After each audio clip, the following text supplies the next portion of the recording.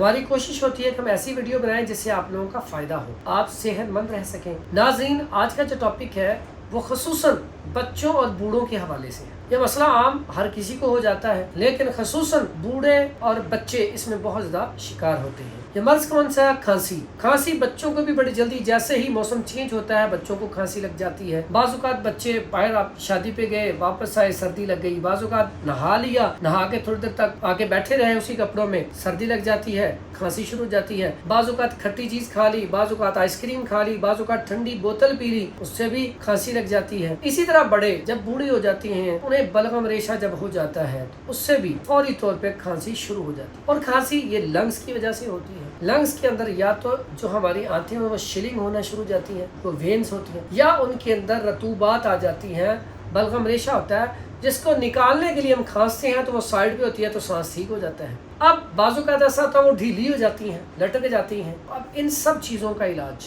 सबसे पहले आज मैं आपको एक नुस्खा बताऊंगा, खास करके बलगम रेशे वाली खांसी और जो दमकशी शिद्दत से आने वाली खांसी, उसका इलाज। और इसी में एक चीज़ आपको बताऊंगा जो काली खांसी के लिए भी बड़ा अच्छा रिजल्ट रखती है। आज का नुस्खा बड़ा कमाल का है, कॉपी पेंसिल पकड़ लें और ये नोट कर लें, आपके बड़ा काम आएगा।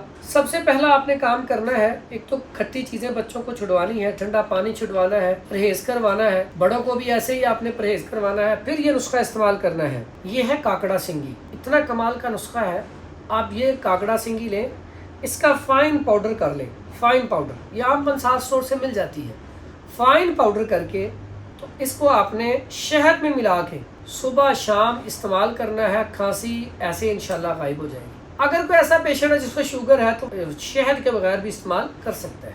उसके बाद खांसी के लिए बड़ा मुजर्रब नुस्खा, बड़ा कमाल का नुस्खा बताने लगा हूँ। एक और है, वो है, ये इसे कहते हैं फिलफिल दराज, मगा भी कहते हैं। ये आप 20 ग्राम ले लें। 20 ग्राम लेके आप दूध लें, कोई 1 पाव, उसके अंदर डाल के चूल्हे पे रख दें। जब दूध बिल्कुल गाढ़ा हो जाए, ठीक है, और इतना गाढ़ा हो जाए कि वो बिल्कुल जम जाए, उसे उतारें। उतार के उसका फाइन पाउडर, उसी में ये भी होगी, इसको निकाल के इसका फाइन पाउडर करें।